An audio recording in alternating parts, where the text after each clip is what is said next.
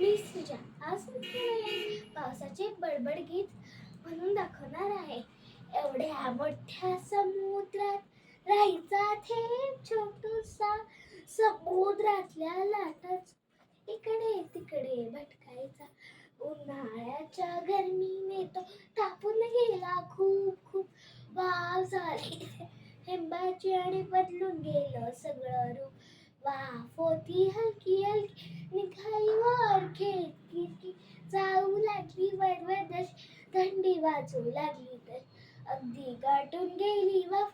पुन्हा थेंब झाले ते थेंबांना आकाशात भेटले त्यांच्यासारखे मित्र फार. थेंबांनी गेली एवढी बनला हत्तीसारखा ढग. ढग झाला एवढा विचार तरंगता काही येईना मग.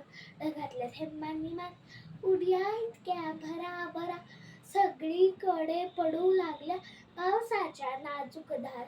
छोटूसा तो थेंब वाहत पुन्हा समुद्रात पोहोचला. प्रवासातल्या गमती आठवून गाली गोड गोड असला. पृथ्वीवरती पाण्याचा चालूच राहतो सार. हिवाळ्या उन्हाळ्यानंतर येते पावसाची वेळ. हिवाळ्या उन्हाळ्यानंतर येते पावसाची वेळ. धन्यवाद.